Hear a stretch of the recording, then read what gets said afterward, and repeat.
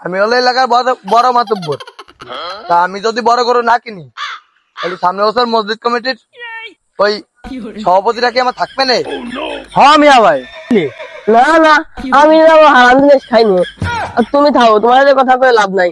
উত্তর ভারতের গরু কেন তাই দিয়ে আসি, আমার মেলা খাই। আমি তো ব্যবসা করি, নো সুদ অনলি বিজনেস। আর তুমি যে আমার কলা আমার খারাপ, তোমার থাকি ভারী হালাল। তুমি হলেন সারা জীবন কষ্ট লিটনের একটা দালাল। শেষ বয়সে এসে সৌদিতে হজ করে আইছো তুমি হাজি, আর আমার ঠার কথা হারাম খাও। তোমার থাকি হারাম হালাল নাকি? তোমার ঠা তো বড় হারাম।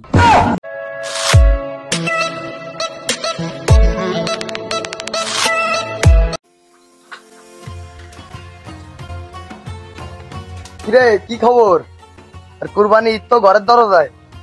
এই এলাকার কিটা কি অবস্থা? কিটা কিরম গরু টরু কিনছে? খোঁজ খবর নিছিস নাকি? হ্যাঁ মিয়া ভাই, খোঁজ খবর তো নিয়ে আসলাম।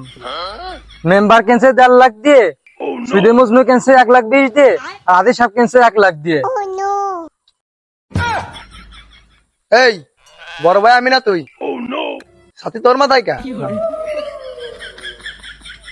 কদি কুরবানি তো চলে আসলো, আর সবাই এত টাকা গরু কিনছে।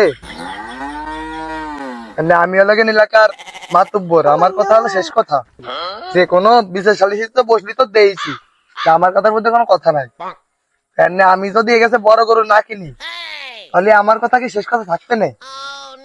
তাহলে কি আর ভাই কদিন মিয়া ভাই কোন কি, আপনার কি টাকা পয়সা কম আছে নাকি? আপনি তো এলাকার বড় মাতুব্বর। এতদিন কাটমাট দিয়ে কি কামাই করছেন? পুরা 2 লাখ দিয়ে কিনছে, আপনি 3 লাখ দিয়ে কিনবেন।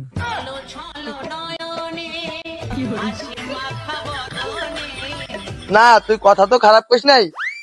আমি হলো এলাকার বড় মাতব্বর। তা আমি যদি বড় গরু না কিনি তাহলে সামনে বছর মসজিদ কমিটির ওই সভাপতিরা কি আমার থাকবে না? হ্যাঁ মিয়া ভাই। চল দেই 8টার দিকে আগে যাই।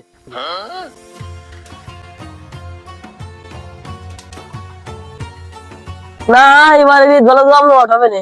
এলাকায় সবাই বড় বড় গরু কিনছে, সবচেয়ে বড় গরু এসে মেম্বারেরটা দিয়ে তো মানে ভালো তেল ডালা বসবে না, খাইও ভালো মজা পাওয়া যাবে না।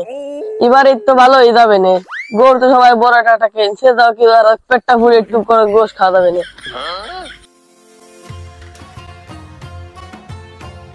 এই গরুরে ঠিক মতো কুরবানি খায়, গরু যেন কাব হয়ে যায় না। দেই এই মহল্লার কিন্তু শিরা গরুটা এবার আমি কিনছি। যাই দেই মোরের দিক মাসকে করাটা বারেকের দায়িত্ব নিয়ে এসি। ঈদ তো আগে আসলো, খরচ তো বাড়িয়ে যাবে না। আর কি ডাকি গরু কিনছে, একটু ঘুরে ফিরে এলাকাটা ঘুরে দেখে আসি। এই নীরব, এই দাঁড়া। শুনলাম তুই বলে এলাকায় কি ডাকি গরু কিনছে, সবাই গরু দেখে বেড়াচ্ছিস। কাঠটা বড় কাঠটা ছোট। ও আমার বাড়ি তো একবার গেলি নি। আমি যে মহল্লার সবচেয়ে বড় গরুটা কিনলাম, তাতে একবার যে দেখলি নি। তোমারও গরু দেখতে যাবো কি একটি, তোমারও গোশ আমি খাবানি নাকি? আমি যা না খাই তা দেখিও না। এই মানে তুই এলাকায় সবার গোশ খাবি, সবার গরু দেখবি, আর আমার গরু খাবি নে? আমার গরু তাইতে দেখছিও নি। আমি নিটা যা না খাই তার দায়িত্ব হাঁটিনি। আর তুমি মজুমিয়া সুদ খাও না, তাই সুদ খাও তা কিটা না জানে? এই আমি সুদ খাই, তার জন্য তুই আমার কুরবানির গোশ খাবি নে? না না, আমি যাবো হারাম জিনিস খাইনি। আর তুমি থাকো, তোমার কথা কয়ে লাভ নাই। উত্তর ভারতের গরু কেন তাই দিয়ে আসি, আমার মেলা খাই।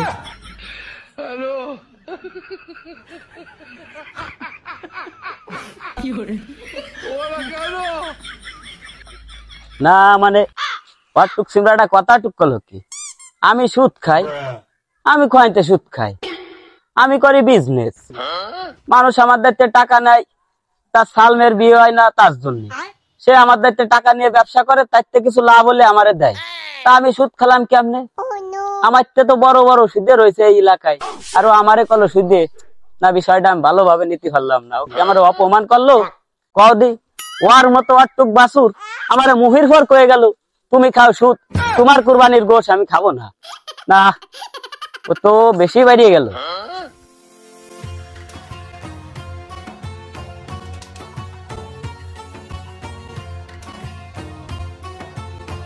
ওর বাপ চাচারা আমারে অন্য দেখলি তাই সালাম, আর ও আটটুক বাসুর আমারে কয় তোমার কুরবানি হারাম। এই মজনু দাঁড়া দাঁড়া। ও কি হয়েছে? আসসালামু আলাইকুম চাচা, কেমন আছেন? এই তো ভালো। কোহানে যাচ্ছিস এত উত্তেজিত? সালাম নাই কালাম নাই। ওয়ালাইকুম আসসালাম ওয়ালাইকুম আসসালাম। আরে চাচা উত্তেজিত যে হবো না, ওই যে আমাকে নীরব বাসুর একটু, ও আমারে কয় তোমার কুরবানি হবে না রে, তুমি খাও সুদ, তোমার গোশ হলেন হারাম, আর যার হারাম তা আমি খাইনি। কও এ আমার মুহির সামনের পরে এক হয়ে গেল।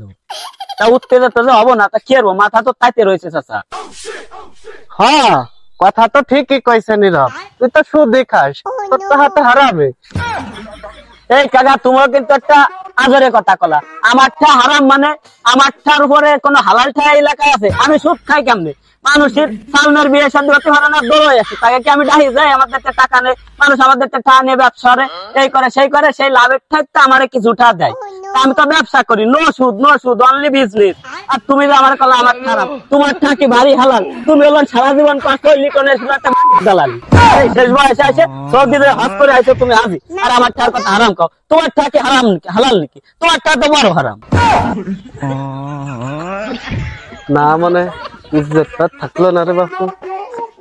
এই সুদে মজনু, এই তুই আমি হলো এই এলাকার একমাত্র হাজি সাহেব, আর তুই আমার চরিত্র নিয়ে এত বড় একটা কুচ্ছারটাই ফেললি? হ্যাঁ এই না চাচা, তুমি আমাকে এই এলাকার একমাত্র হাজি সাহেব, তোমার আমরা খুব সম্মান দিয়ে চলি। আমি তো করতে চাই না যে তুমি হারাম খাও, ওটা তো তোমার এক প্রকার আমার ইসির মতো এই ব্যবসা। তুমি তো আমার পাড়ায় ধরে আমার মুহূর্তে কথাটা তুমি বাড়ি বললা যে তুমি হারাম খাও। এ সিমড়া, এই তার মানে আমি এই তল্লাটের একমাত্র হাজি সাহেব, আর তুই আমার নামে এই ধরনের কথা কবি যে আমি হারাম খাই? এই তুই তো সুদ খাস, এই দেশের সবাই জানে, তাই আমি আবার তুই কলি যে আমি হারাম খাই, আবার আমি নাকি কৃষির দালালিও করি? আস্তাগফিরুল্লাহ আস্তাগফিরুল্লাহ। রাখ রাখ, আজকেই আমি তোর নামে মেম্বারের দ্বারা বিচার দেবো। রাখ। ইস আইসে আমার হাজি সাহেবের বেটা, হাজি সাহেব মেম্বারের দ্বারা বিচার দেবে। আরে যাও তুমি দাও জ্ঞান বিচার, ও মেম্বার কিরম আমি জানি না। সারা জীবন খাওয়ালেন মানুষের হক মারি, 10টা চাউলের কার্ড বানাই দিতে যে হলেন টাকা খাই, বয়স্ক ভাতার কার্ড বানাই দিতে যে হলেন টাকা খাই, বিধবা ভাতার কার্ড বানাই দিতে যে টাকা খাই। ও মেম্বার কিরম আমি জানি না। ও মেম্বার কিন্তু এই মজনুর ঠাই হয়েছে, এদেশে কাঠটা হালাল আর কাঠটা হারাম বা সবাই জানে।